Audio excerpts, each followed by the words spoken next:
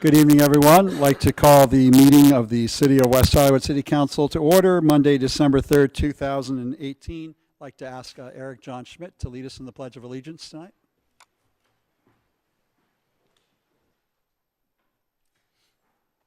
I pledge allegiance to the flag of the United States of America and to the republic for which it stands, one nation, under God, indivisible, with liberty and justice for all.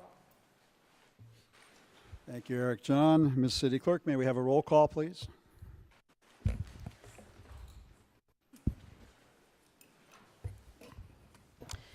Councilmember Heilman. Here.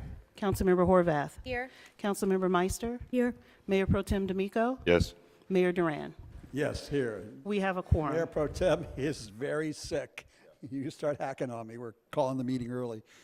All right. We have a report of the closed session. City Attorney. Good evening. The City Council started the closed session meeting at about 6:05 p.m. this evening, discussed the two items on the posted agenda, took no reportable action, and recessed at 6:15 p.m. All right. Thank you very much. We'll now move to the approval of the agenda. I believe the staff has an addition to the agenda, an urgency item. May I ask the City Attorney to report on the urgency item, please? Yes, we are asking that you add an item 2O to your consent agenda. The grounds for adding something to the agenda after your agenda has been posted are that you learn about it after your agenda has been posted and it requires immediate action. And the city clerk's office learned today that there was an error in the ballot question that was being posed for the Arts Club referendum, and the deadline is coming up very soon that limits our time to amend the ballot question. So we're asking that you add item 2O to your consent agenda, and it's a resolution amending the ballot question for the Arts Club project. All right, and there are copies for the public in the back of the room, I assume, if they wish to inspect. Yes, copies in the back of the room if the public wish to inspect. Is there any opposition to adding item 2O as an urgency item? It requires a 4/5 vote. Seeing no opposition, we will add it unanimously as an urgency item under 2O. Are there any other changes to the agenda this evening? Mayor? Yes, Councilmember Horvath? If I may, I'd like to try to add items 5C and 6A to consent. Okay, item 5C. Actually, I have some questions about that. Can we hold that for discussion, item 5C? Of course. 6A, however, is the landlord-tenant buyout agreements item. I have a question on that. You want to hold it for discussion? Okay. How about item 5D, the Southern California Edison Energy Resource Recovery account update? Can we add that to consent? Anybody opposed to that? All right, we'll add item 5D to consent then. And Mayor, 5B is my commission appointment. I'm not going to be making an appointment until after the first of the year. All right, so we'll table that until after the first of the year. All right, any other changes to the agenda? Hearing none, a motion to approve the agenda as amended would be in order. Moved by Horvath, seconded by D'Amico. All those in favor indicate with an aye. Any opposed with a nay? The agenda is approved unanimously. Okay, now any adjournment motions? Councilmember? Don't have an adjournment motion, but I do want to ask the city attorney to, when it's her turn to speak, to describe what the item is that we're voting on 2O. I mean, I don't want to pull it, but I think the public deserves to know what it is without having to read it or so on. Thank you. We'll hear from Ms. Langer under her report. All right, any adjournment motions? Councilmember Heilman? No. No. Mayor Pro Tem? No. Councilmember Meister? Councilmember Horvath? Thank you, Mayor. First, I'd like to adjourn in memory of Mary Stanley, who was one of the founding members of the National Women's Political Caucus. She spent her life working to get female candidates elected and was known for her grassroots fundraising efforts. She was actually appointed to the California Commission on the Status of Women and proud to be the only businesswoman. If you ever attended a women's rights conference since the 1960s. She was there tabling, making sure that we understood our history, and Mary Stanley was a force to be reckoned with, just an amazing woman. It's such a sad loss, a profound loss, so we extend our condolences to her family. I'd also like to adjourn in memory of Matvey Shmulevich, who passed away, West Hollywood resident who passed away at the age of 106. He was a wonderful person who had a kind word for everyone. He helped teach people how to see only goodness in others, and he will be deeply missed by all those who knew him. And as is our tradition in the city of West Hollywood, to adjourn our council meetings in honor of military service personnel who were killed in service to our country. They are Army Ranger Sergeant Leandro Jasso, age 25, Army Captain Andrew Patrick Ross, age 29, Army Sergeant First Class Eric Michael Amond, age 39, Air Force Staff Sergeant Dylan J. Elchin, age 25. Thank you, Mayor. Thank you. Without objection, we'll adjourn in those names and in their memory.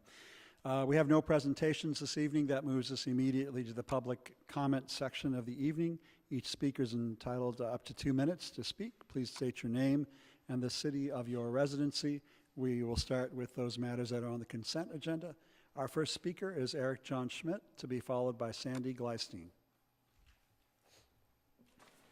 Good evening, Mayor and Council. I want to talk quickly about 2J, 2N, and 5A, but first I want to thank the City Clerk's Office for being so helpful to myself and Mr. Klein.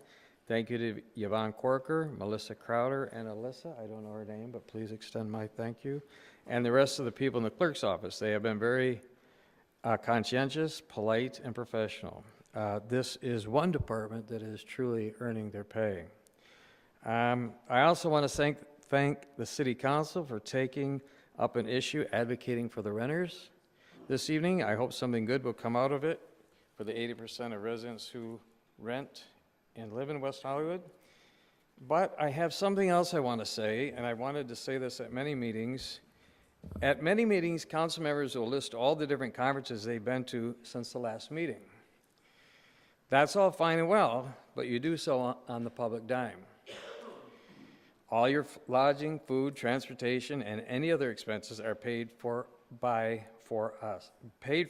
us. I realize you want to be in the political loop and do some networking by attending these conferences, but as a resident of West Hollywood, I have one thing to say. What have you done for us lately? I would love a city council meeting one time where we come in and the council members say, this is what I have done for you since the past meeting.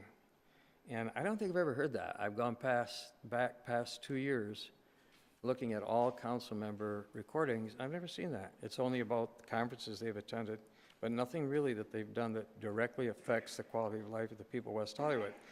Now getting to 2J, halt construction on weekends, on holidays where any day falls on a weekend. I think that should be on any day, not just weekends.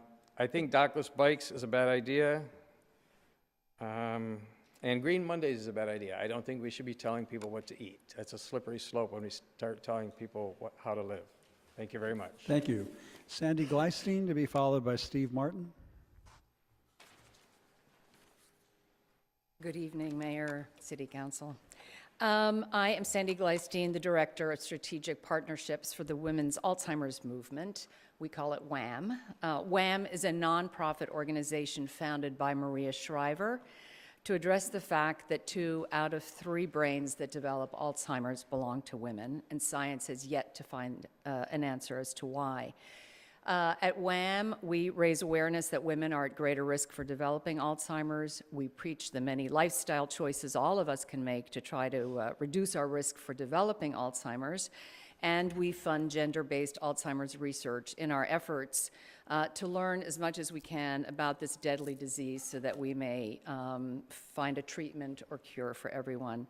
I want to thank the council, and I want to thank Mayor Duran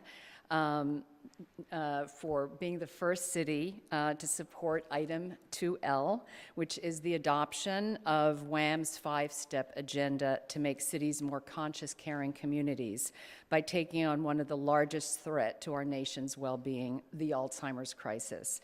Alzheimer's is a crisis. It will become an even greater one to every city in this country as baby boomers age, since the number one risk factor for developing Alzheimer's is age. The second highest risk factor is being a woman. 2 out of 3 brains, as I mentioned, that develop Alzheimer's belong to women, and 2 out of 3 caregivers in this nation are also women, which is why we at WHAM view this disease, fatal and terrible as it is for everybody, as especially devastating to women. It impacts us in greater numbers and on every level, physically, emotionally, and financially. When Maria and WHAM decided to challenge the nation's cities to making Alzheimer's a priority, the first city to sign up was West Hollywood, so thank you. Just as with a wildfire, an earthquake, a flood, this disease needs a citywide rapid response plan, and we hope we've helped lay one out for you. The only way we're going to lick this disease is together. Thank you so much for joining us. We appreciate it. Thank you. Thank you for your efforts. Steve Martin, to be followed by Irene Oppenheim. Steve Martin, West Hollywood. We're here on the second night of Hanukkah, so happy Hanukkah, Merry Christmas, happy winter solstice, and whatever holiday you will be celebrating this time of year. Anyway, you know, we have a new sheriff that was inaugurated today, and I think a lot of people who have worked for reforming the sheriff's department and making it more respectful for human rights, women's rights, gay and lesbian rights, you know, we have reasons to be concerned, and I'm hoping that the council will be monitoring the situation, because we may find ourselves in a situation where resistance may be necessary on a local level, and West Hollywood as a contract city has a lot of influence to keep reform on track, and we want to maintain our partnership with the sheriff, but I think we just need to be more vigilant.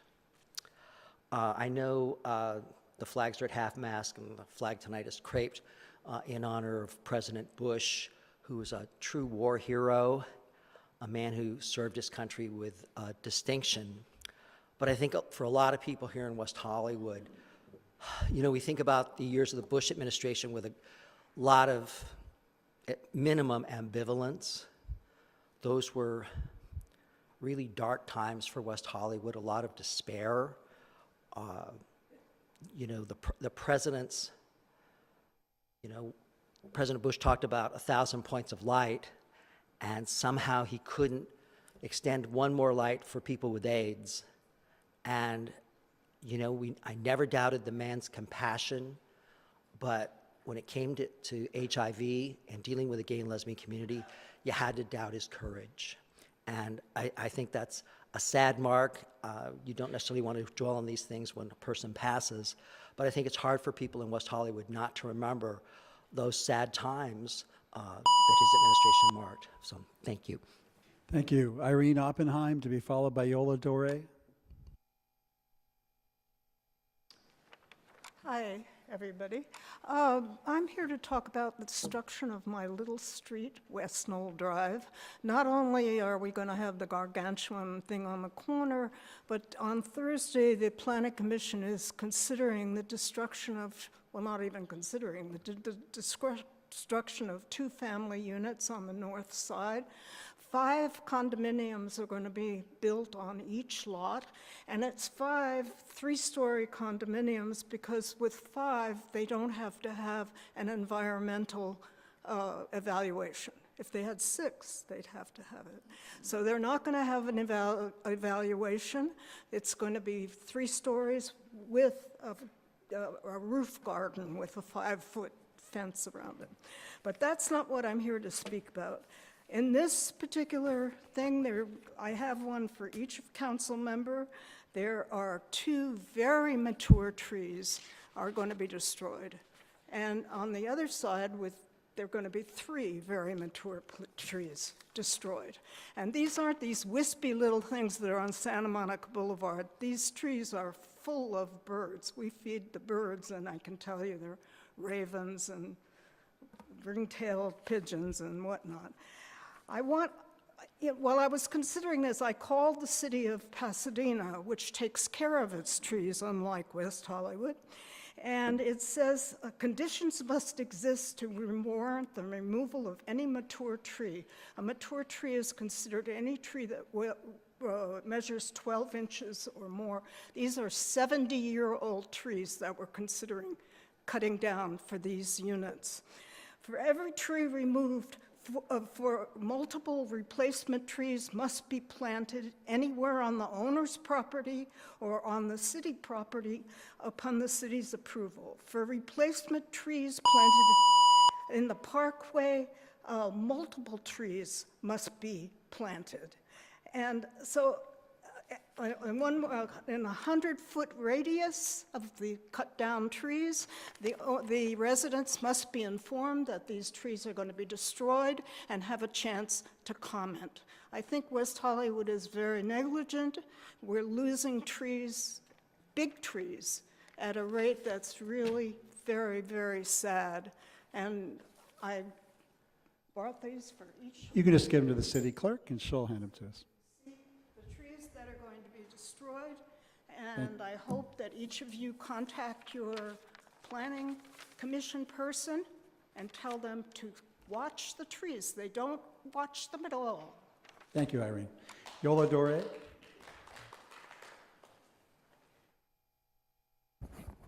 Good evening, Council. Yola Dore, West Hollywood. This is one of those nights when I have to tell you I'm very disappointed.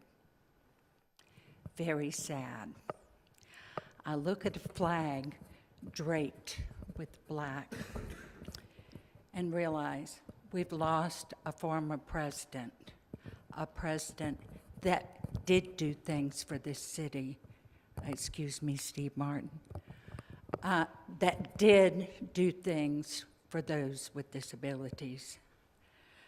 Many years ago, I was an appointee of Mayor Tom Bradley, and he appointed me to help rally for the Americans with Disabilities Act.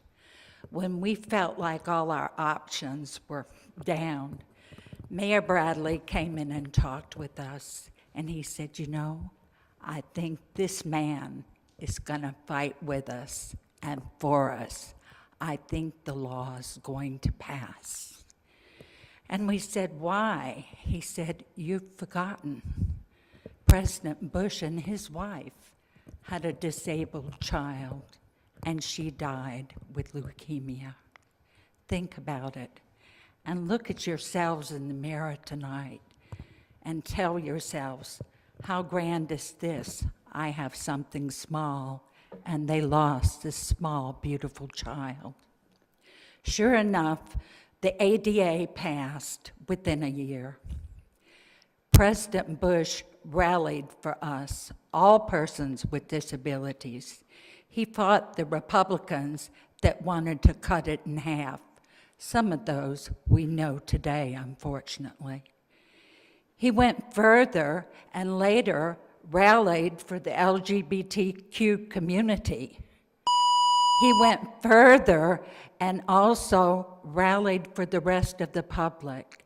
I think we owe him an adjournment in his honor, and I ask that you please write it into the record.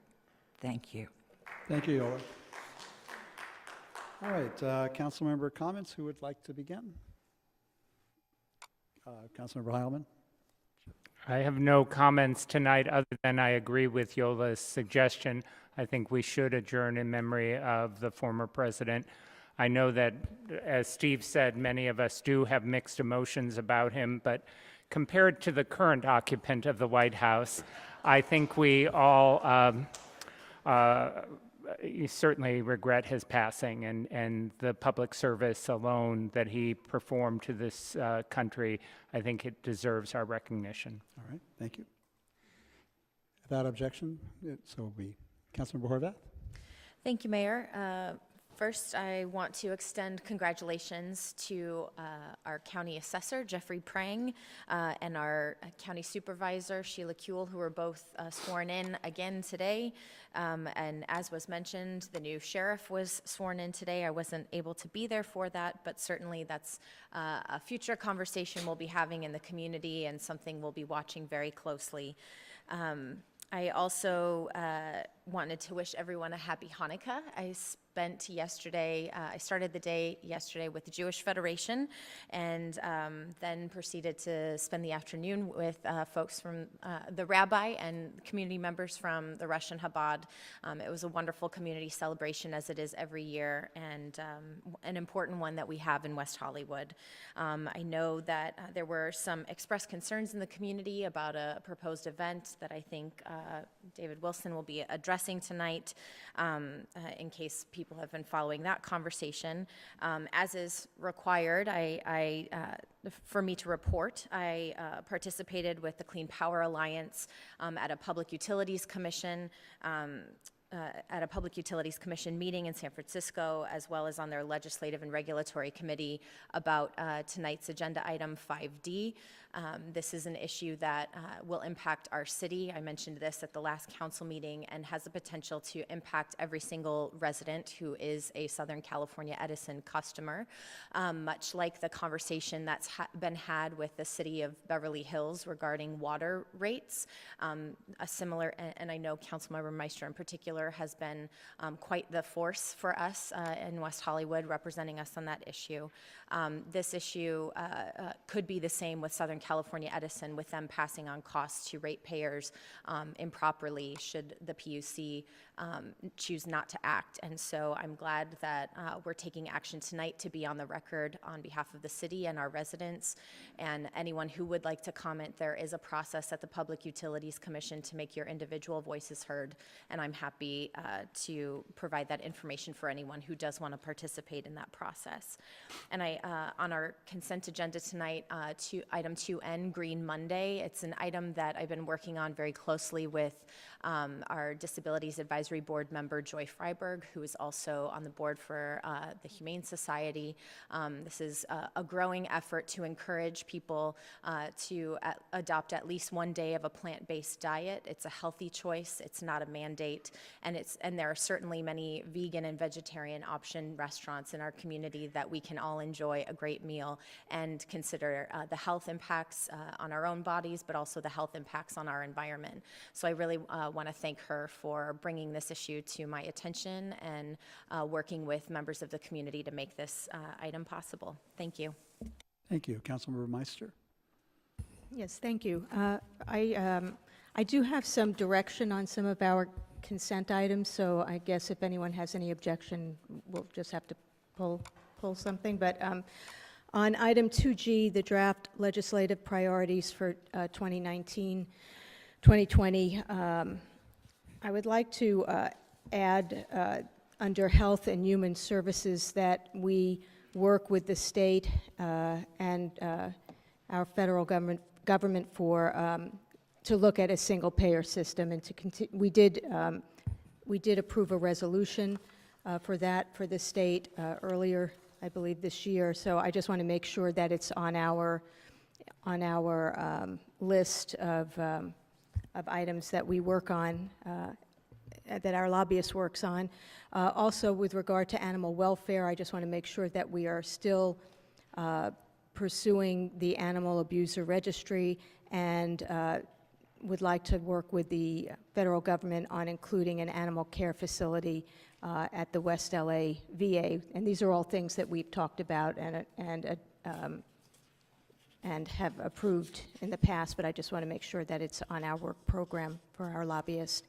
On item 2J, on prohibiting construction on observed holidays, that's actually an item directing staff to draft an amendment to the municipal code to prohibit construction on observed holidays when the actual holiday falls on the weekend and the observed holiday falls on a Monday or a Friday. So for example, this year, this happened with Veterans Day, and what that will do is that will make the day that we're observing as a city, that no construction will be allowed on that day. So I appreciate my colleagues supporting that. Item 2K, that's partnering with Covered California to outreach to uninsured members of the LGBT community. Thank you, Mayor Pro Tem D'Amico, for co-sponsoring that with me.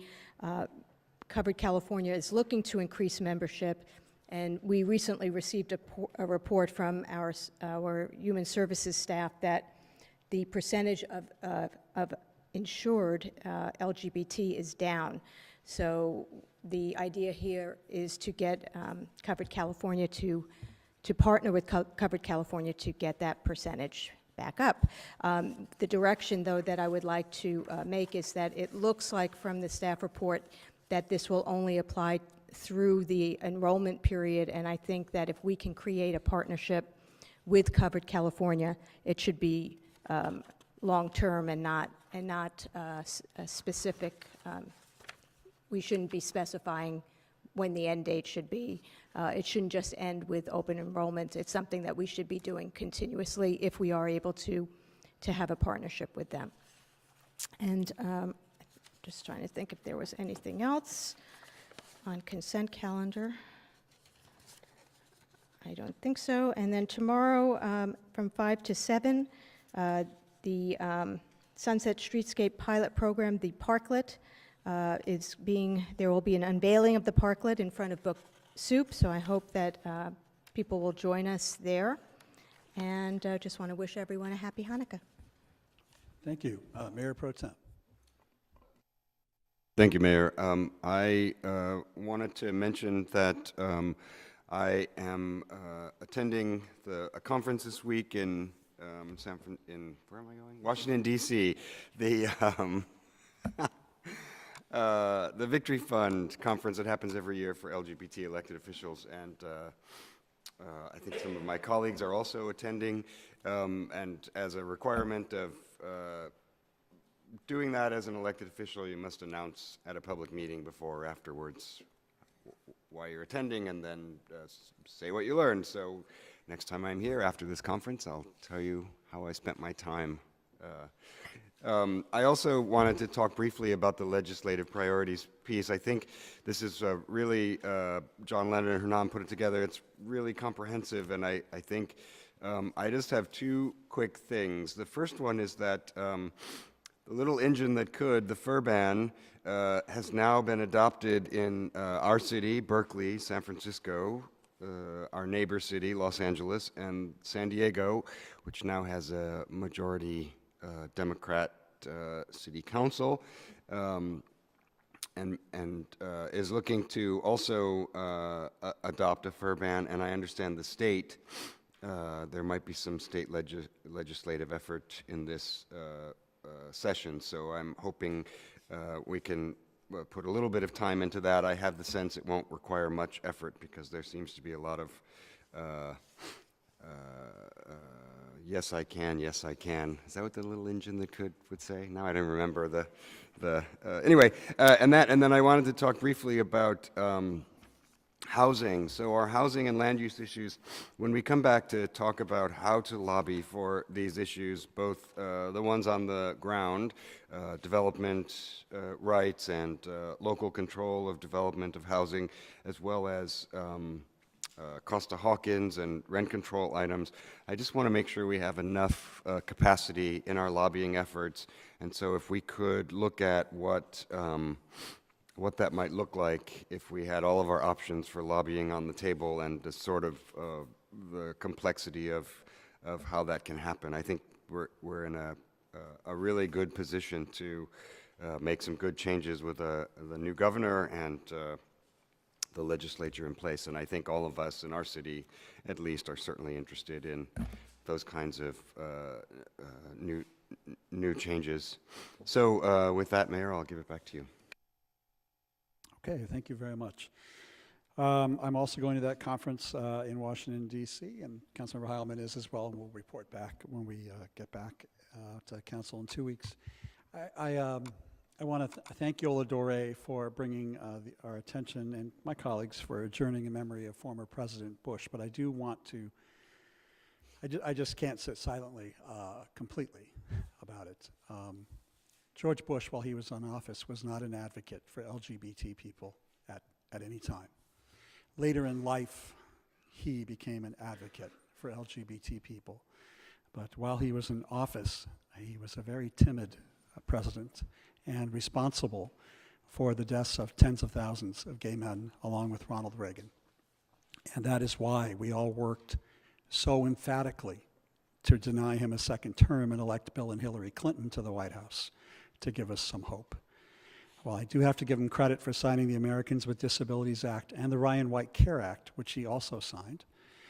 It was only when Ryan White put a face to HIV and AIDS that he found the backbone and the courage to talk about HIV and AIDS, completely ignoring the fact that there had been hundreds of thousands of gay men dead in the streets of all of our urban centers.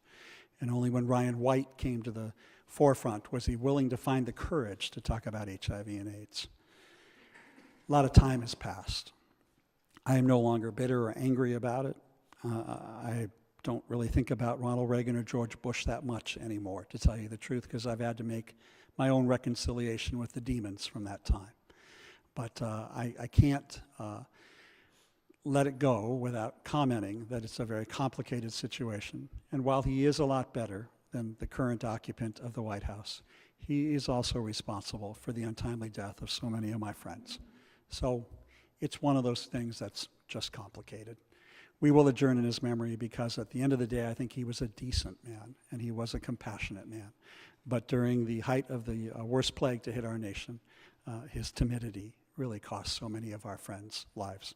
And so I have to also speak truth to that.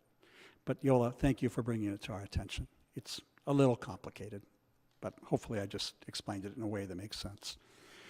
All right. With that, David Wilson, City Manager's report. Are you reporting tonight? Yes, I do have a few brief comments, and then I'll turn it over to Lauren Lager, who will talk about the urgency item. We will incorporate your comments into our legislative priority work over the next year, so all that will be incorporated. As Councilmember Meister mentioned, there's a launch event for the parklets up on Sunset at Book Soup from 5 to 7 tomorrow. This is a 6-month pilot project that includes parklets outside Book Soup, colorful historic and information signage, and brightly painted sidewalk extensions between Holloway and San Vicente. Because it is a pilot project, we're able to make modifications as necessary.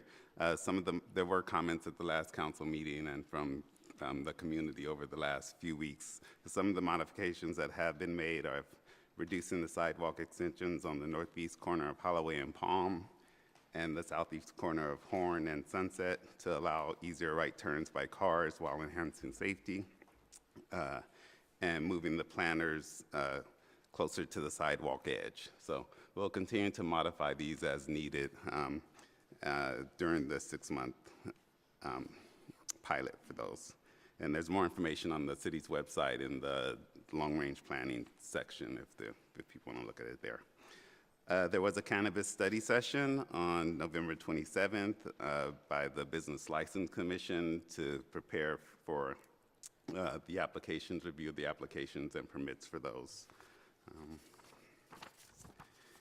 And then, as Councilmember Horvath mentioned, the screening of the film 1948, Creation and Catastrophe, scheduled for December 12th as part of the Human Rights Speaker Series, has been postponed while staff works with the event producer on the makeup of the discussion panel and conducts additional community outreach. So we will be looking at that sometime after the new year. And that's all I have. All right, thank you. Ms. Hey. Langer? If I may, on that, I think staff should consider also communicating with the city council. We got a lot of community feedback, I think understandably so, about the content and what sort of environment might be created in the city and on city property. And I think some of us might have concerns about how something like that would come together. I was under the impression that it was being canceled, but if it's being postponed to be rescheduled, I think there are some concerns to be considered that certainly have been expressed by the community, and those should be taken into account. Councilmember Heilman? Yes, David, I still have concern about the pilot program on Sunset and how those curb extensions were approved without council approval, particularly the one that has been reduced or removed.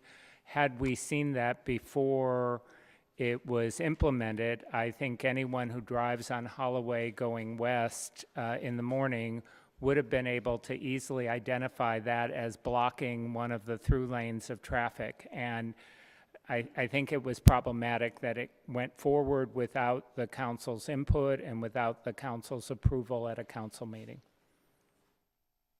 Any other comments before we go to the city attorney? Okay, thank you, David. Okay. Lauren? I will explain item 2O that was added as an urgency measure during approval of the agenda. As I had mentioned, the city clerk learned today that there was an error in the ballot question that was approved for the Arts Club referendum ballot measure that needs to be addressed before the deadline to amend ballot questions, which happens next week. It's a simple change to the question. Here's what happened. The question says, shall the resolution adopted by the city council be rescinded? And the elections code actually says that when a qualifying referendum petition is filed, that resolution is suspended, so it's not in effect. So the ballot question needs to ask, should the resolution be adopted? It's a subtle change, but it's an important change to ensure that the ballot question mirrors the language that's required under the elections code. So there's a staff report in the back, and the draft language is in the back, and I can read the language for the record so everyone has notice of it. The resolution in item 2O would ask the council to approve the following ballot question. Shall resolution number 18-5104 be adopted, approving a general plan amendment for the Arts Club project at 8920 Sunset Boulevard, thereby allowing the project to proceed? So it's just asking the same question in a different way. Okay, thank you for the explanation. Okay, that'll now move us to the consent calendar. The consent calendar is one large motion where we take a variety of motions under one general motion and pass them all simultaneously. May we have the fiscal impact on tonight's consent calendar from the city clerk, please? Yes, the fiscal impact with the addition of the urgency item 2O and item 5D is $31,261 in expenditures, $0 in potential revenue, and $2,341 in waived fees. Thank you. The consent calendar has been moved by Horvath, seconded by Heilman. All those in favor, please indicate with an aye. Any Mayor, opposed with a nay? Is everyone okay with the direction that I gave on the covered California? Yes. Okay, great, thank you. Passes unanimously. Okay.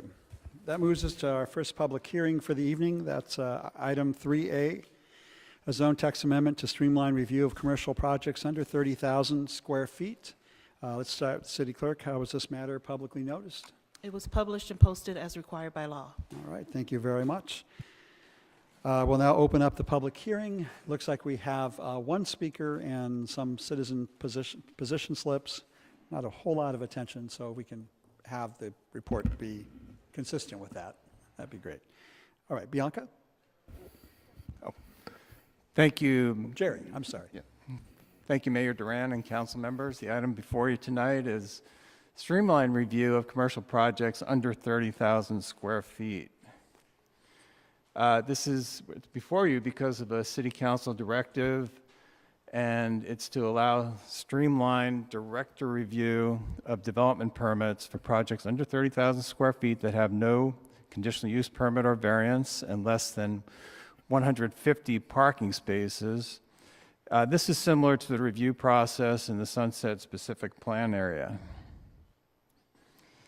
So just for a little background, since 2014, the city has received applications for 13 projects under 10,000 square feet, 3 commercial projects between 10 and 30,000 square feet. 2 of these required variances or conditional use permits, and that means that they were approved by the Planning Commission. And 1 was in the Sunset Specific Plan area with no variance or CUP, so it went through the streamlined review. Under the current zoning ordinance, only projects under 10,000 square feet that have no CUP or variance and are less than 49 parking spaces can be approved by the director. And commercial projects, again, over 10,000 square feet require the Planning Commission approval. Again, this is similar to the Sunset Specific Plan. So under the proposed amendment, a new or expanded commercial building under 10,000 square feet, there'd be no change. However, we remove that requirement for less than 49 parking spaces.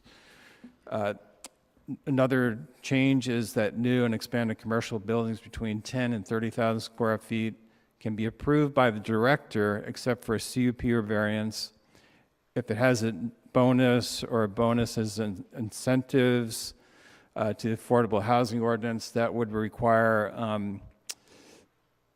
planning commission approval, and if it has a CUP variance or, again, bonuses, planning commission review is required. Also, a neighborhood meeting would be required for the projects between 10 and 30,000 square feet. That's to encourage more public participation since it's not going to the planning commission. This must be conducted within 60 days of a complete application.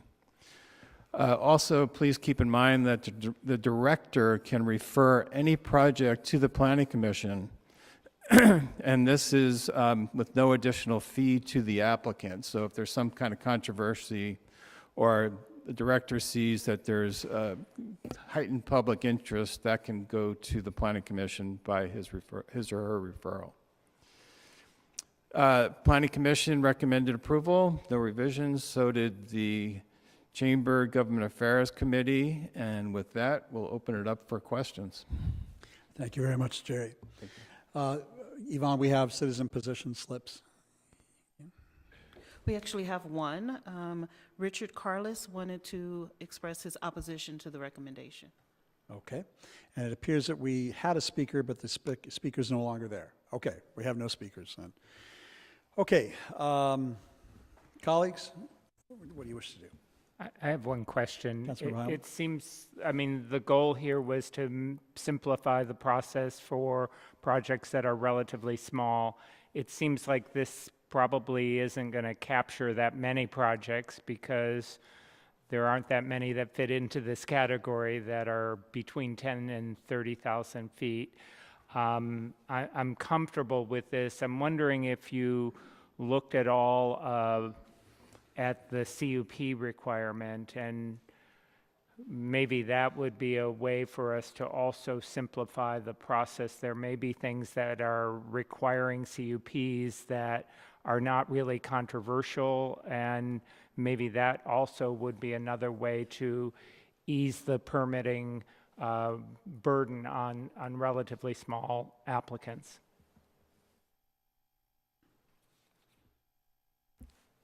That's a good suggestion. We can certainly look into that, but it's not part of the. I understand. It's not part of that. I was just throwing that out as a suggestion to staff, and if my colleagues are interested in that, maybe you can go ahead and look at that as well.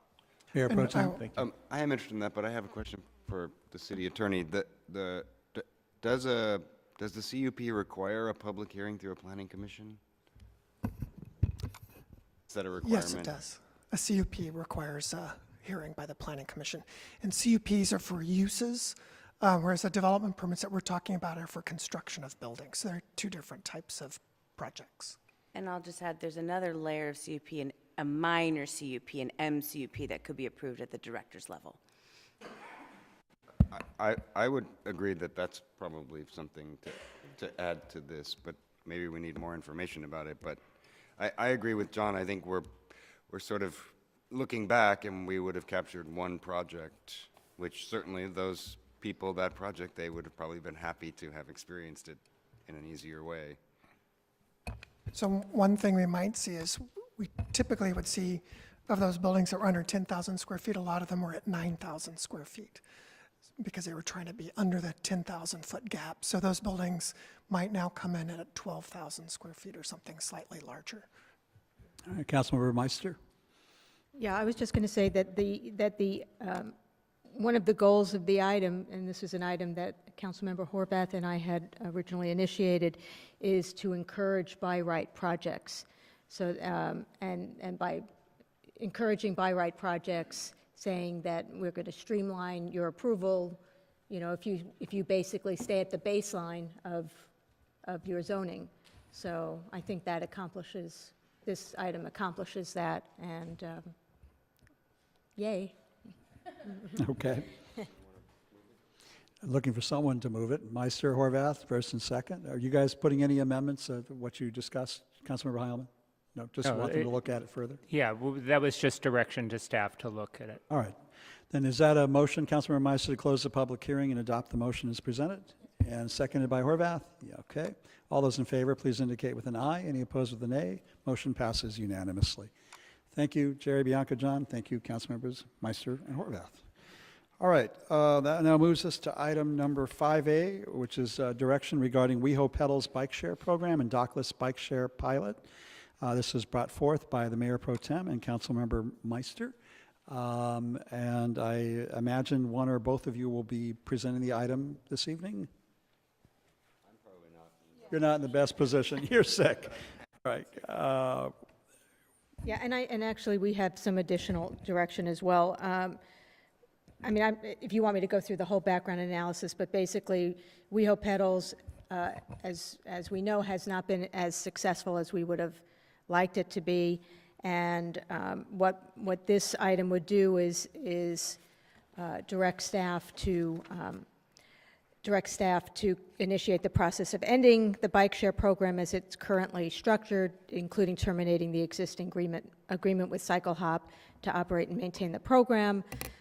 Direct the Parking Services Division and the Long Range Planning Division to research and develop a dockless bike share pilot program in West Hollywood, and report to the Transportation Commission on the development of the dockless bike share pilot program before returning to City Council for final review.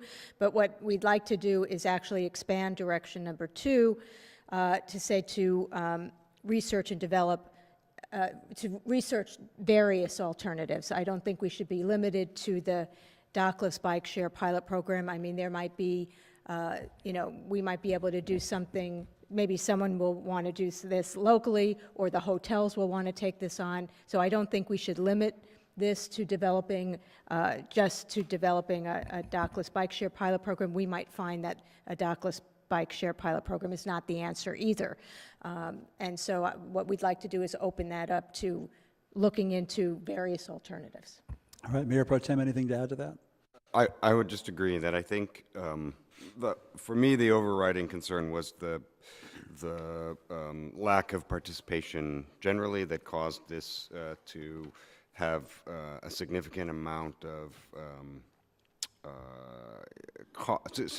cost that was not picked up either by advertising or by use. And we chose not to join the county's bike share program, and instead joined the one that was sweeping the west side, and the city of Santa Monica has dropped out of that, and I believe UCLA is finding that its bike share participation is not up to the level that they believed it would be either. And then finally, I think just at a sort of where the rubber meets the road, these bicycles are not very user-friendly. And so people who might want to use these bikes would find that they don't go up hills very well. You can't take them for long distances, even though the idea was that you could use them across the entire west side. And so I just think that it's not worth the tens of thousands of dollars it costs us every month to keep this bike share program in operation. And I think some of the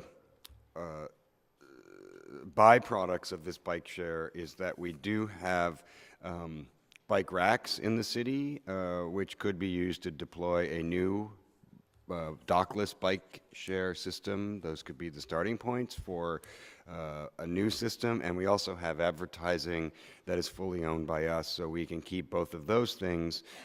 But it's been the case that neither one of those has generated much income, so I don't think we want to take on a system that costs us the kinds of dollars that this system has cost us. So I think that was basically that's the pivot point I think we find ourselves at. Okay, thank you for the presentation. Before we go to council questions and discussion, we'll go to the public first. Got a handful of speakers. Eric John Schmidt, to be followed by Jason Bowers. Thank you, Mayor and Council. My name is Eric John Schmidt, longtime resident. I don't think that, I think we should scrap the bicycle idea altogether. I'm sorry, I think we should scrap the bicycle idea altogether.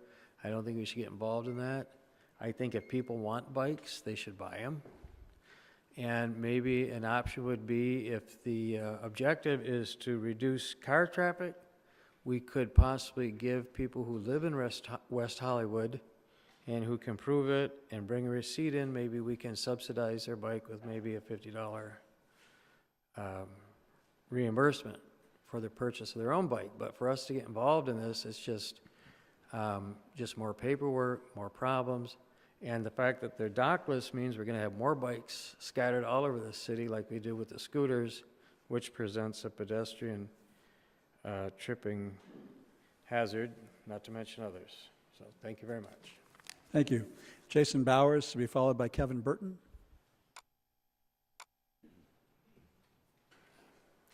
Hi there. I'm Jason Bowers. I'm a West Hollywood resident, taxpayer, voter here. I also work at Bikes and Hikes LA, so I have a little bit of skin in the game.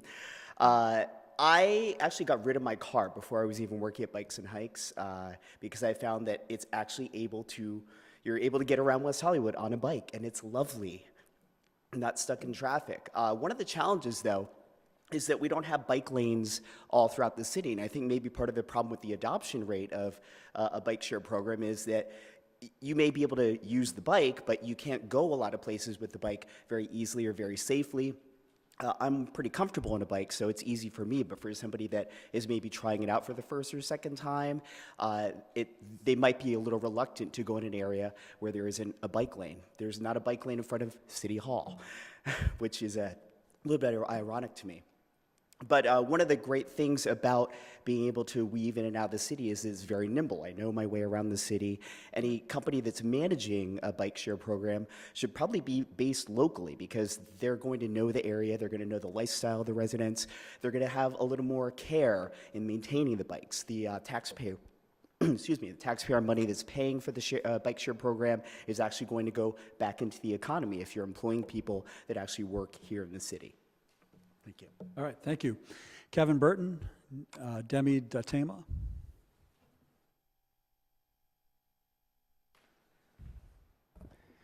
Good evening, Council. I'm Kevin Burton. I'm a resident of West Hollywood, but I'm speaking tonight on behalf of the West Hollywood Bicycle Coalition. The Bicycle Coalition is not taking a position either against or for this motion because we recognize the many challenges that WehoPedals Bike Share has faced. However, in terms of the cities, we are hopeful the city will maintain a commitment to bike share as a mobility option in West Hollywood. And there are many challenges that will face whoever operates it and that the city must consider. One, as the previous speaker just said, is that there isn't nearly as much of an uptake of bike share as there could be because of the lack of on-street infrastructure, especially along major corridors like Santa Monica Boulevard. People are afraid to ride on the streets. So a lot of the WehoPedals bikes I see are on sidewalks. Just like with e-scooters, a lot of e-scooters are on sidewalks, even though we know they're not supposed to be. That problem will continue. Whether it's a municipal dockless bike share system, which WehoPedals is, or a private dockless bike share system. Secondly, although we are now connected with Beverly Hills, UCLA, Santa Monica through the Bike Share Connect system, we don't have bike share connection around the other points of the compass. This is an issue. A lot of people go downtown. So we really would want to see 360-degree interconnectivity. Thirdly, one of the main problems has been cost $7 even if you only ride it for 5 minutes. The private dockless bike share offers it for $1 and a little bit more. Once the munis are driven out of business, they'll probably change that pattern. And finally, you won't have much control over private companies. So if they decide to pull up stakes and abandon the city altogether on short notice, as they are doing in other cities, they could be gone in a flash. Thank you. Thank you, Kevin. Demi Datema, if I said that right, D-E-M-I-D-A-T-E-M-A, to be followed by Danny Roman. Hi, so my name is Demi Datema and this is Age, and we're both residents of West Hollywood.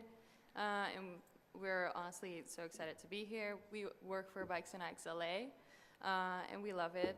When Denny first asked us to speak tonight, we did some research, and we were honestly a little bit confused to why West Hollywood is not the bike capital of the world.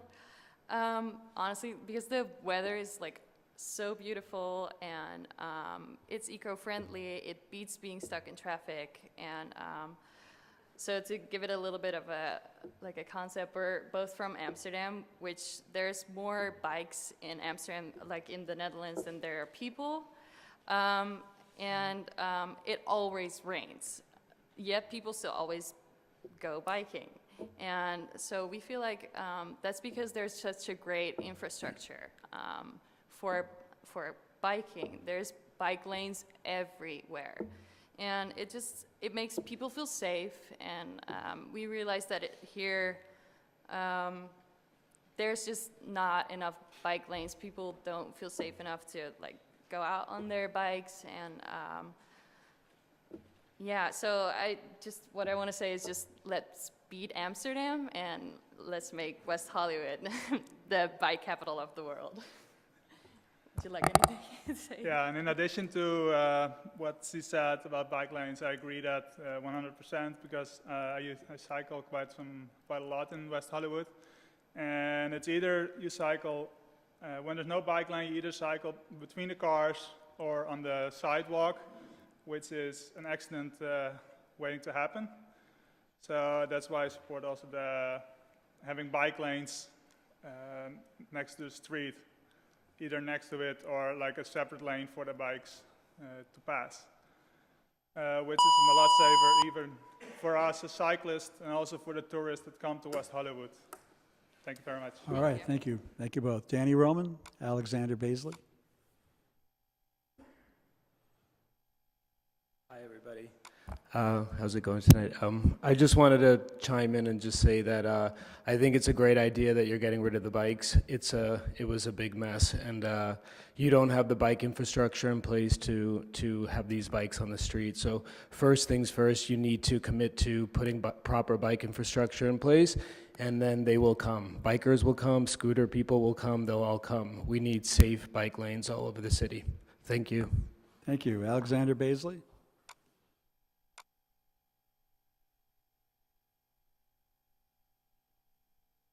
Hello, hi there. Nice to see you all. A resident of West Hollywood, Alex Basley.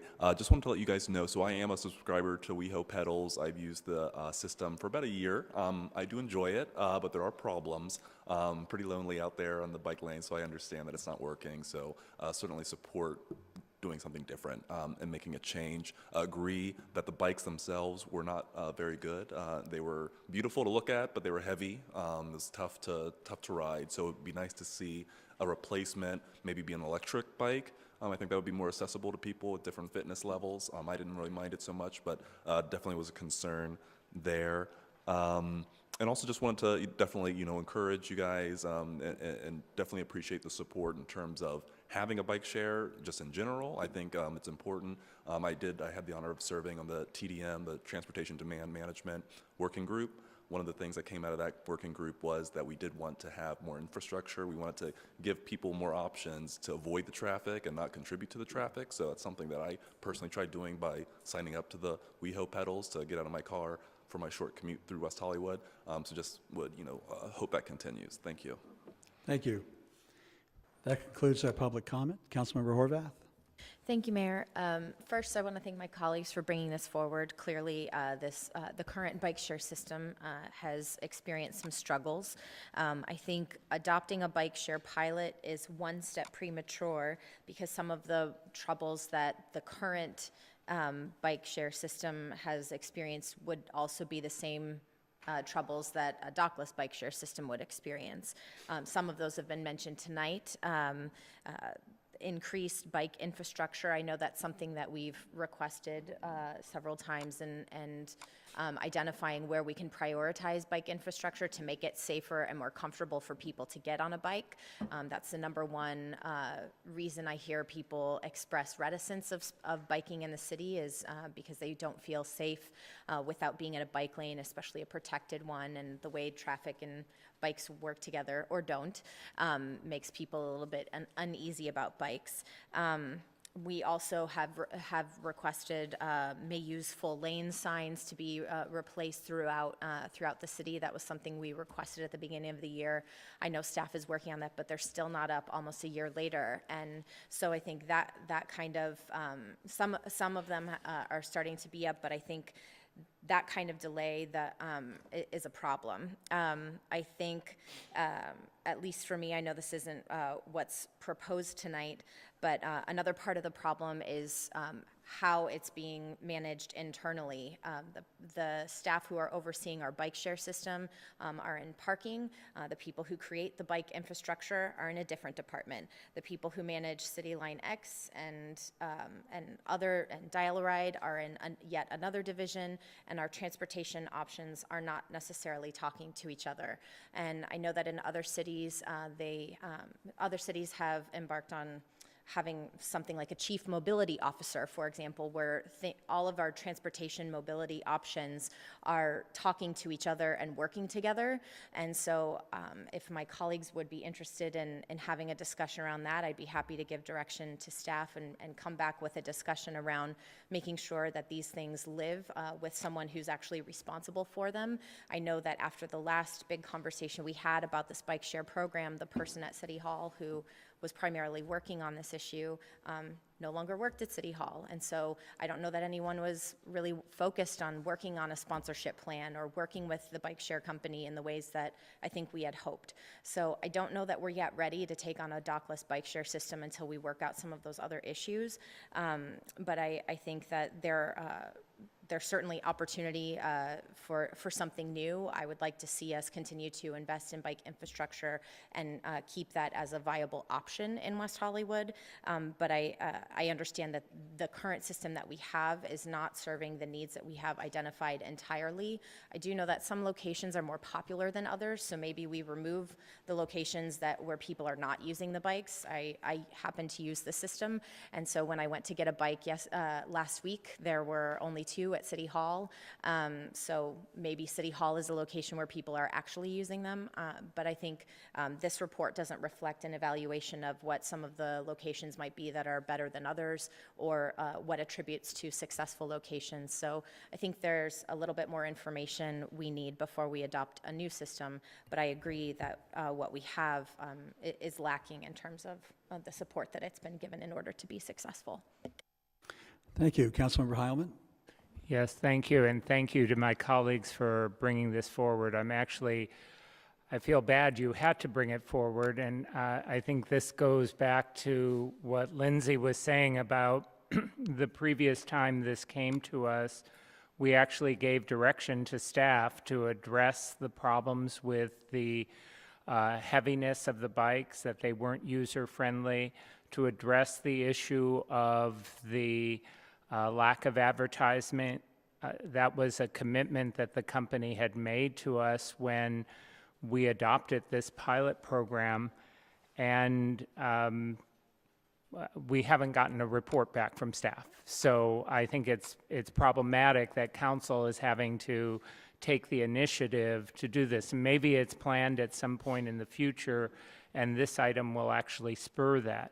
I agree with my colleagues that the current pilot program is not working. It's not working financially. It's also not working in terms of the user-friendliness of the bikes. It's also not working effectively in terms of the amount of ridership. So we do need to do something. Some of the options that are discussed in the recommendations are, in my mind, putting us in a worse position than better. But I would like to, take this as a springboard and ask our staff to come back with all of the options available, find out what the other cities and areas are doing that presumably are having some of the same problems, and ask our Transportation Commission to look into this as well. I think this is a great way for us to take the next step and reevaluate what's happening right now and replace it with a system that hopefully will serve more of the needs of the community. Councilmember Meister? Yeah, thank you. So what I would like to suggest is that with regard to the recommendations, that we adopt recommendation 1, which is about directing parking services to initiate the process of ending that program, and then recommendation 2 that's premature. Let's just have it sort of open and have staff research and investigate all options, and also look at infrastructure and what infrastructure is realistic for near term and for long term. With regard to Councilmember Horvath's comments about our left hand and right hand not talking to each other, I mean, this is something that I felt has been a problem for years, ever since we got rid of, since the city decided not to have a Department of Transportation, which would have handled all of those different types of transportation issues. So I would be open to looking at that in the future as well, but that doesn't have to necessarily be part of this recommendation, but I also see a need for us to have a transportation department. And I think that's that. Would that direction also include looking at what the other cities are doing that Sure. have the program Sure, that we're affiliated absolutely. with? I just want to weigh in on this. Thank you to my colleagues for bringing this forward. I just have a few quick comments. One, I agree that the current system is not working. Secondly, I don't think that the expectation that the bike share program be a profit-generating system was ever a good idea. I look at the pickup line. We basically subsidize the pickup line completely so that it's free of any charge in order to help move people about, and it's a government-subsidized program. So I don't think that in terms of transit programs that they have to necessarily be quote-unquote profitable. The question is whether they're heavily utilized. The reason the pickup line is worth subsidizing is because it's a heavily utilized public transit system that's free of charge. So if we were able to develop a bike share program that was heavily utilized, the fact that it was being government subsidized and not profit-making wouldn't bother me one bit. I do think that we're unique, unlike Amsterdam, unlike other major cities of the world. We are a very linear city. We are 1.9 square miles with 3 major boulevards that run east-west and not a whole lot of north-south unless you get to the western end of the city. So we are a straight line, and it's really hard to develop systems when you just have a linear east-west community. So I think that in order to, before I'd be wanting to terminate the existing system, I'd want this analyzed by our long-term planning staff, Ms. Siegel and her staff. I'd want this analyzed by the Transportation Commission, coming up with a variety of options, including the dockless bike share pilot program. But I think we shouldn't be making these decisions in an information vacuum. It requires a little more analysis from our staff, our urban professionals, long-term and transportation, and our Transportation Commission. So I, for one, would prefer to see it sent to the Transportation Commission for analysis, and then it come back to us after it makes a stop there. Mayor Pro Tem. I wanted to make a motion, basically the motion that Lauren read, and if you would rather be the maker of the motion, you can, Lauren, but to take all recommendation 1 and 3 as written, and recommendation 2 would be to look into all options, including what other cities are doing, the county is doing with their bike share program to maximize use. And I agree with Mayor Duran that we don't necessarily have to run this as a money-making option, but currently we're paying about $31 a ride. So about every 5 rides, we could hand out a free bicycle to someone instead of having these bicycles sit mostly unused because of their cost to the user. If they were free, which I think we had talked about Councilmember Hyman, we had talked about giving free memberships, letting people ride them for free to see if that bumped up, but it doesn't seem like any of that happened either. But I just think that, you know, to have so few rides every day, 30 rides a day, it just doesn't seem like that's a very good use of. So you're saying to keep recommendation 1 then? Yes, Yes. to Okay. 1, 2, and 3, and recommendation 1 and 3 as they're written. Recommendation 2 would be to look into different options that are being used in other cities Right. and come back with a recommendation to us after it goes to the Transportation Commission. Right. Other cities and other. Yes. Anywhere and anything, and infrastructure as well. Right. Local companies, whatever, to make a good suggestion about having a useful, usable bike Right. And share maybe program. private-public partnerships or whatever. All right, it's been moved and seconded that we move recommendations 1 and 3 and amend recommendation 2 as just described by Mayor Pro Tem. Any further discussion before we go to Did I vote? do that clearly enough? Because I'll No, do it you again. did. Okay. I just want to get clarification about the motion. Item number 1 directs staff to initiate the process of ending the relationship. I think it would be ideal if we're going to have a new program that the termination of the old one sort of coincides with the launching of the new one. So I want to make sure that we're not telling staff tonight, terminate. We're telling them to initiate the process and come back to us with recommendations. So it may be their recommendation that, I don't know, we amend the current the current relationship and reduce the scope of it, or it may be their recommendation that we terminate, but we do it in 4 months, right as we are about to launch a new system. Is that consistent with your understanding? That's fine. Okay, thank you. I do think that's fine. I want to say that, Bianca, I think you mentioned that we had a 30-day obligation, that was it? Was that right? So with 30 days' notice, we can do that. So we don't have to give 30 days' notice until we have our meeting here, signing up someone new. But I think my big concern is I don't want that 30 days to be starting in a year. December 2019. Yes, I agree. So I don't know how to solve both of those unless we, say we'd like to see that in 90 days or in 120 days. Okay. Yeah. Yes. Okay. Okay, I intend to vote against the motion just out of process because I think we should have information from our professional staff before we decide to terminate anything. Our professional staff has come up.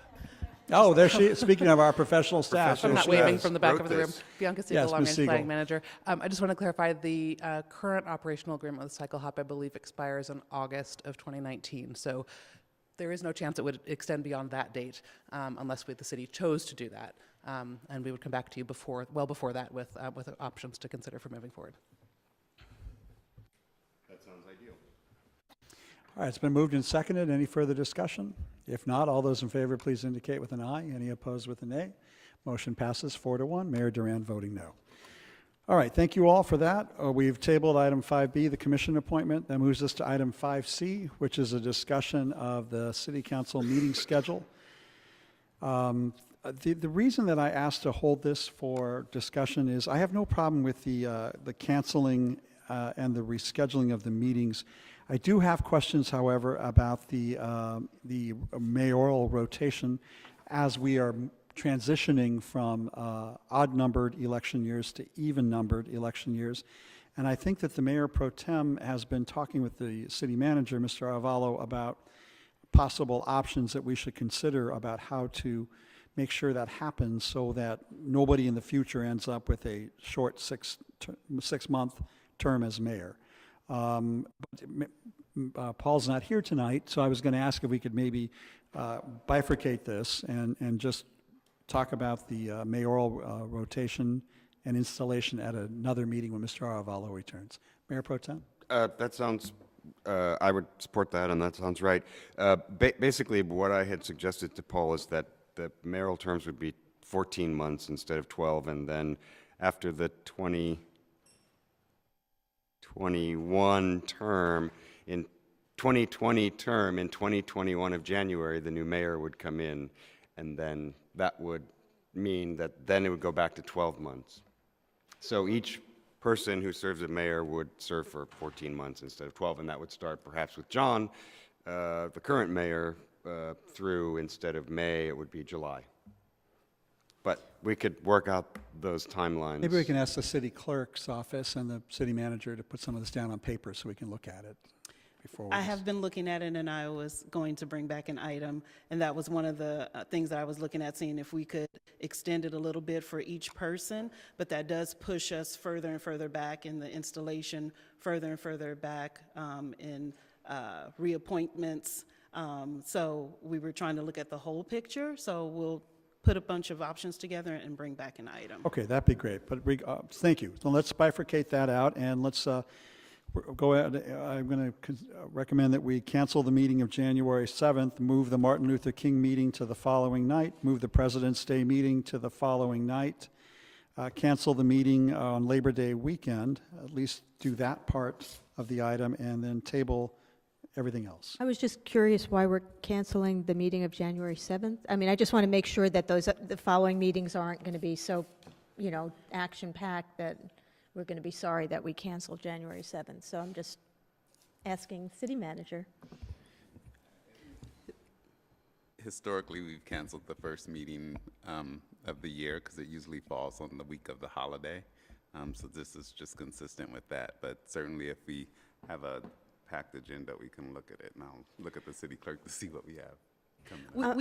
We sort of prepare to look at canceling the first meeting of the year because the agenda preparation process happens on, this time it would fall on the 25th and the 26th, and then with the finals being due on the 31st. So for that holiday season, we canceled that. So I would just ask that our workload for the following meetings be spread out as opposed to having consent items up to ZZZ on the meeting following January.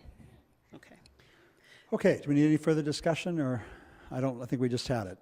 So we'll go ahead and do that by consensus. I don't think we need a vote unless there's any opposition to that. Okay, we've made an official motion. All those in favor indicate with an aye. It passes unanimously. All right, thank you. Item 5D, we move to consent. Item 6A, I think Councilmember Heilman asked that we hold this for some comment and discussion. So I don't need a staff report. Thank you, Allison, for being here, and thank you for bringing this forward. I know that the goal here is to provide additional protections for tenants who may be offered a buyout agreement from a landlord or a new landlord. We want to make sure that the tenants are protected and know all of their rights and know that they don't have to accept this kind of an agreement. The only concern I have is by passing this, I don't want to in any way suggest that the city approves of these agreements or that an agreement of this nature might not be a form of harassment in some instances. So I want to make sure that that is the case, and if we need to add language to the ordinance, maybe we can do that. Your thoughts? Yeah, I don't think that's necessary in the ordinance. I think in the education campaign, I think we want to make sure, and part of the language in the ordinance itself makes it very clear that the tenants are under no obligation. I think the first item on the disclosure notice is to make sure that tenants understand that they're under no obligation even to engage in negotiations with the landlords. So I think the idea is primarily to let tenants know not only that they don't have to enter into an agreement, but that they don't even have to negotiate if they don't want to. And also part of the disclosure notice is to let tenants know what the relocation fees are that they would ordinarily be entitled to. So if a landlord is doing this, for example, in anticipation of a no-fault eviction like in Ellis, that the tenants would understand that they have a bundle of rights available to them that they would be giving up. And so I think from the city's perspective, we want to remain neutral because in some respects, the tenants are at an advantage. So some tenants will actually be able to get more money from a buyout agreement than they would be if they were offered relocation fees. But I think from the city's perspective, we want the tenants to understand that, as you say, that they cannot be retaliated against, they cannot be harassed for failing to negotiate with the landlord. And our tenant harassment ordinance already prohibits all of those things. So again, as part of the education campaign, we want tenants to understand that if they do feel like the landlord is not respecting their decision not to negotiate, that they can come to us and make a complaint, and we can look at that under our harassment ordinance. Thank you. We have a couple members of the public before we continue with council member deliberations. Rob Bergstein, signed, to be followed by Steve Martin. Good evening, Honorable Mayor, council members. My name is Rob Bergstein. I'm a resident of West Hollywood. And while I am one of your appointees to the Rent Stabilization Commission, I'm speaking here tonight as a resident. I think this is a wonderful idea. While it's never been illegal for a tenant landlord to enter into a voluntary kind of a buyout, it's always been kind of murky, like, am I going to get in trouble if I do this? Is the landlord harassing me? So this just makes the entire process very transparent. And I kind of want to echo what Councilmember Heilman and staff attorney said, that we're protecting our tenants, that they need to understand that they can't be forced into doing this. This is totally voluntary. If they wish to, they may, but they cannot be forced out of their apartment for a no-cause eviction, aside from basically an Ellis Act eviction. I got here a little late, so I didn't realize that you had moved 5D to consent. I'm going to piggyback a couple quick comments. Just as an Edison customer and an owner of a plug-in hybrid vehicle, I benefit from a program where my rates go down later at night, so I do most of my heavy usage past 10 p.m. I also have like a robo thing attached to my air conditioner, where during peak times I get a text message they are shutting off my air conditioner. That drastically reduces the rates that I pay as an Edison customer in West Hollywood. That's it. Thank you. Thank you. Steve Martin. Steve Martin, West Hollywood, and I apologize because I'm not completely familiar with this. I didn't get a chance to check this out before it came. As a landlord, I think that this campaign can actually be really helpful because it can keep people aware of what conduct is acceptable and not acceptable. So this is a good thing for everybody who's part of the process. So I commend staff for coming up with this. When I was on Rent Stabilization Commission, which was a long time ago, there was a requirement, and I don't know how widely enforced it was, if there was an unlawful detainer filed, that a copy would be deposited with the department. I'm just wondering if it's feasible that if someone is submitting a buyout agreement or a request to a tenant, that those also be filed with the city, not so much for an issue of advice, but to alert staff that an agreement has been proffered to a tenant, and that the city can then send a letter directly to the tenant reminding them of their rights, and to advise them to either go to a lawyer or maybe CES in Plummer Park. But it might just be another layer. I don't want to put too much on staff, but I just think that we might want to be a little bit more proactive if that's not already part of the program. So I beg your indulgence for not knowing. Thank you. Thank you. Alice, did you want to? Well, that's already part of the ordinance, that they file the agreement. Right. Okay, Councilmember Meister. Thank you. I was wondering, Allison, if we could add another disclosure to let people know what the schedule is if the building is being Ellised. So in other words, that in that agreement, the landlord would have to provide the timing for if they are Ellising out the building. Sure. So there's if you look at A5 of the ordinance, it says any other information required by the Rent Stabilization Division.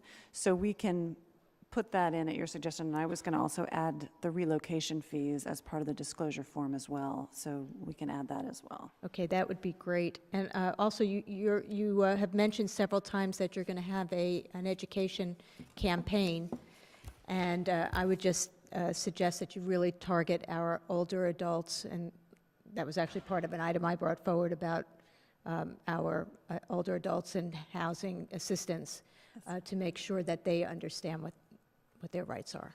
Will do. Thank you. Councilmember Horvath? Thank you, Mayor. I'm glad to see that we're doing this. I've heard reports from people who have been approached by property owners offering them what sounds like an extraordinary sum of money in order to depart. But what they don't know is that if that city policy actually would perhaps afford them more in terms of not only the amount of money they'd get, but also in terms of the protections and how the whole process would be managed. So I'm glad to see that we are expanding this. I think about 8 or 9 years ago, we did renters and tenants bill of rights that advised both renters and landlords about their the different rights that they have, and I think using that sort of model for this item to educate both tenants and property owners about what their rights are, what their responsibilities are, I think is helpful. We sent it out as sort of a two-sided thing, so tenants knew what landlords were responsible for and vice versa. And I think the more information we get out there about the kinds of protections and resources that are available to people, the better, because sometimes they just don't know. And so I'm glad to see this, and thank you for bringing it forward. I just had Councilmember Meister? one last question. Allison, if someone is Ellised and they have they get relocation fees, they also get the opportunity to be on a list and be a priority in terms of getting affordable housing, That's correct. Inclusionary housing. If there's a buyout, what are their rights then in terms of inclusionary housing and getting on a list? And if they're not the same, can we make sure that that's included as well? So if it's a buyout agreement, that's a private contract, so they would be giving up their rights under our code, under our ordinance. That would probably have to be a separate amendment, but we can look at that as far as if we can adjust the part of the code that says you're entitled to priority if you're Ellised. Maybe we can look at if we can include and if you've also been bought out, as opposed to being, if it's in lieu of if it's a prelude to an Ellis. I'll have to look at that. Yeah, I can't. I'd really like that, because someone might not understand that, then they can't, they're not going to be a priority in terms of our inclusionary housing. Thank you. I'd just like to add that we are including that as part of the educational program, and we're updating our forms right now to be very clear in our Ellis, our relocation, our all the forms related that are out for the public, for the landlords and the tenants, that is an aspect. Tenants do need to consider that as part of the buyout agreement, that if they do take the buyout agreement, that they would be giving that up right now. And we want tenants to be to know that and understand that, and that to be very clear and public. That's why I was wondering if maybe it should be one of the disclosures. It is well- going to be part of the disclosure. Okay. That's fine, yeah. Is there a motion to move the item? It's been moved and seconded, moved by Meister, seconded by Horvath. All those in favor, please indicate with an aye. Any opposed with a nay? Motion passes unanimously. Thank you, Allison. Thank you, Ms. Reagan. Okay, that completes our agenda. Any other public comment? Nope. Any other council member comment? Nope. Okay, we are adjourned until December 17. All right. Thank you. Meeting adjourned.